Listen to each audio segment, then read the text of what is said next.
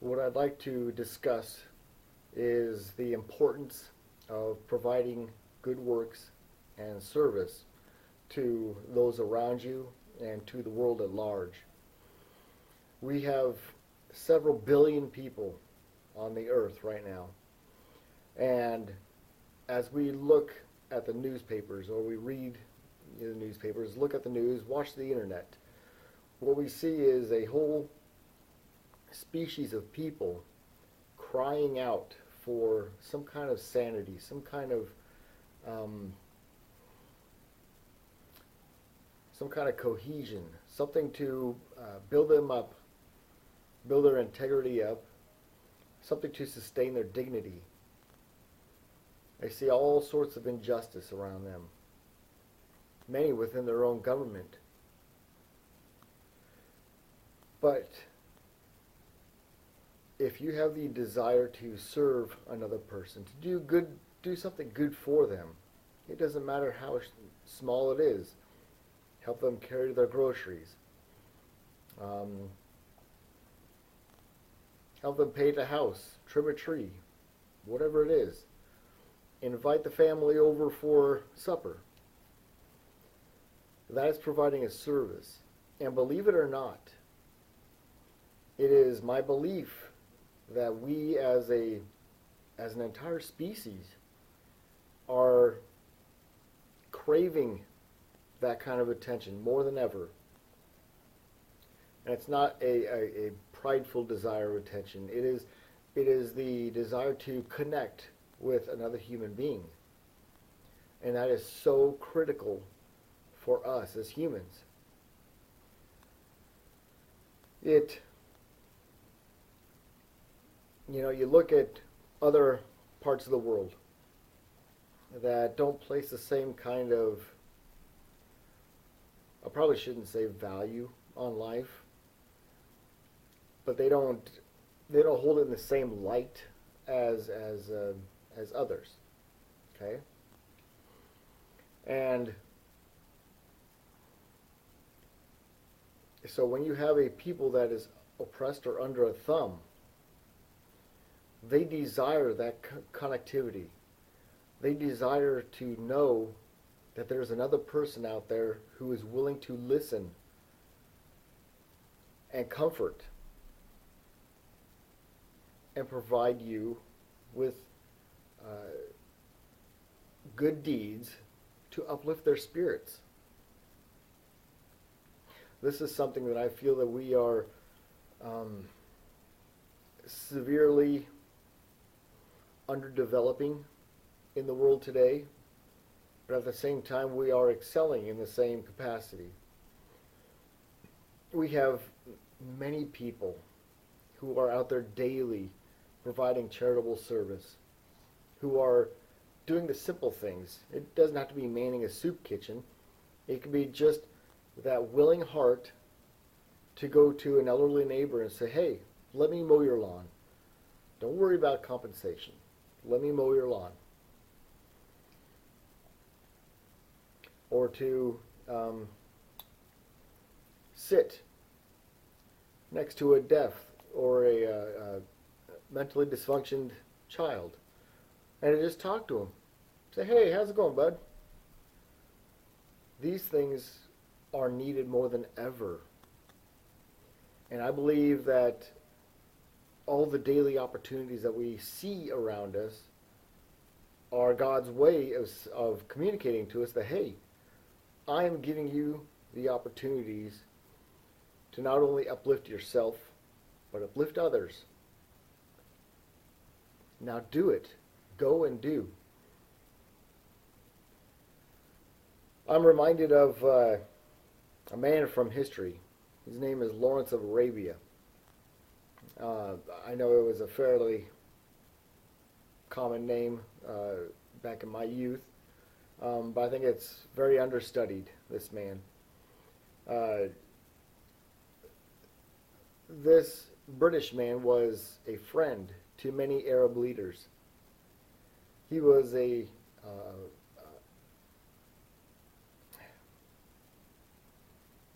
wanted to unite and do good to those people. He had a passion, a love for the Middle East. And he was a peacemaker. And there was a time that he decided to bring many of these leaders to London. Okay. Now, when you think of the Arab countries, what do you think the greatest commodity is? At the time, it wasn't oil or anything like that. It's water. Water was a sacred thing to these people. But he brought them to London, and they were in a hotel. And the accounts read that they were astonished when they go into the rooms and they go to a sink and they turn this little knob and out comes the water. It was an absolute wonderment. They couldn't understand it. But at the same time, a lot of the other rest of the world, and nowadays most of the world, take that for granted. It's an everyday occurrence. We wake up, we turn the water on, and we wash. But there are people out there who regard this as a sacred gift. And if we were to turn around and be a little more appreciative of the conveniences that we have, we too might find new truths as we go on. But continuing with the story, that was one thing that was talked about upon their exit from the summit, the convention. They were asked, what impressed you most about the trip? And one of the things was that they were astonished that we have the ability of water. And now the funny thing about this is that when they departed, they went to go take care of the rooms, the staff, and they found the faucets gone. It was interesting. They found the faucets missing, or at least dismantled, okay? And basically the thought is that they didn't have the concept of the mechanism of a faucet. All they knew is that they turned this thing and water appeared. They desired what it produced. And so they took what they thought produced the water so they can take it back to their land and have spontaneous water happen. And I chuckle at that now, but it's a deeper sense to me. They didn't understand the concept that the faucet was merely the vehicle means of bringing forth water. It is what manifested the water from elsewhere. It was the transport.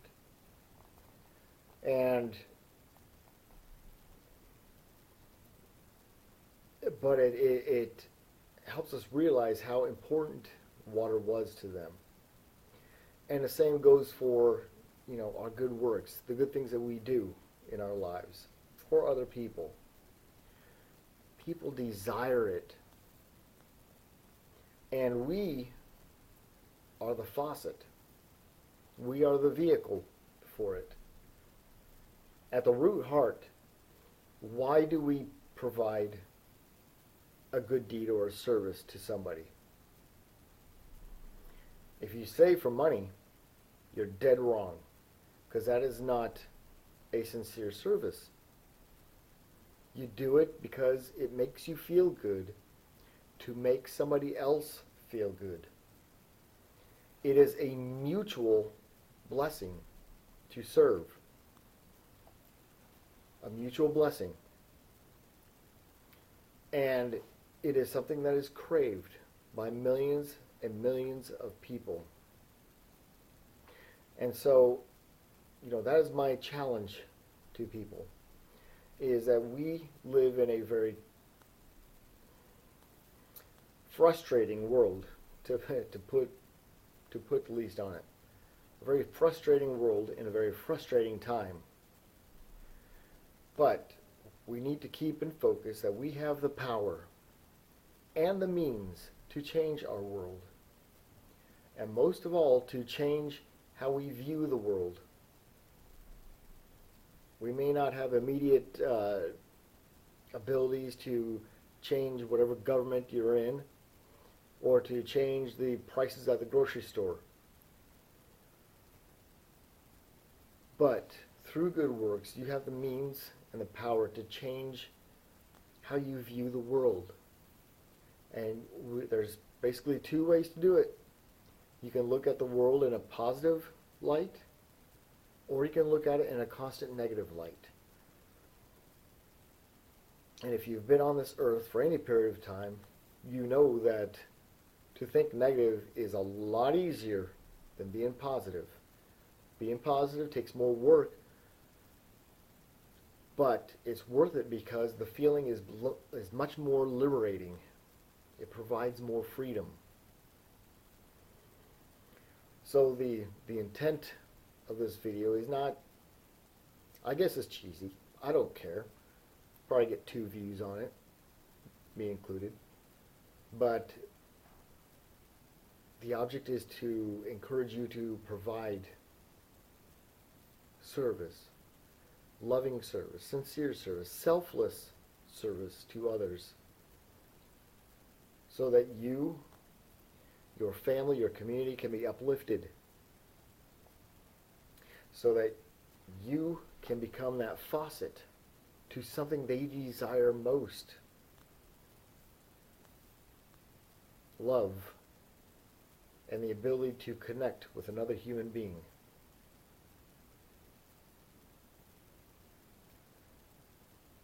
So I think Lawrence of Arabia taught us many lessons.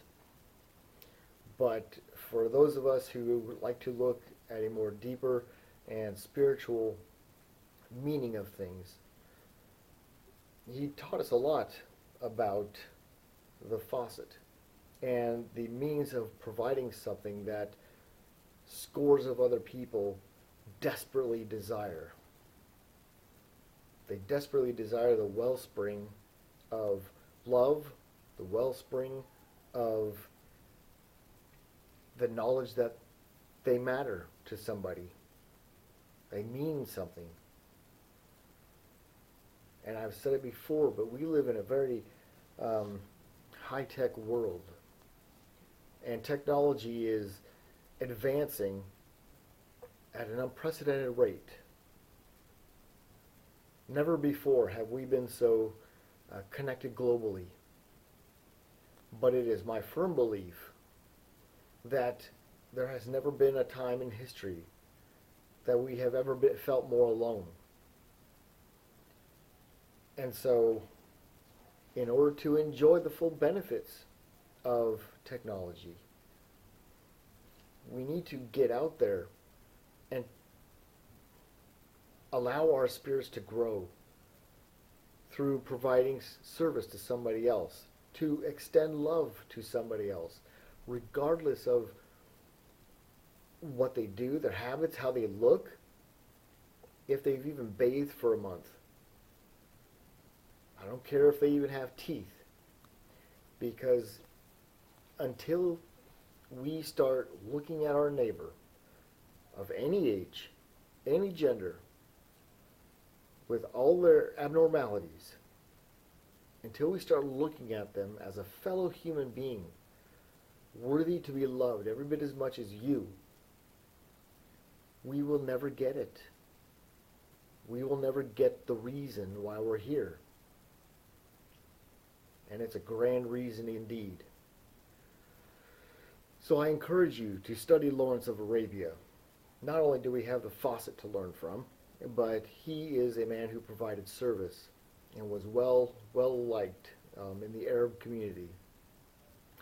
So that is my topic for today. Topic of love, service, and providing charity to those who need it. And this I do.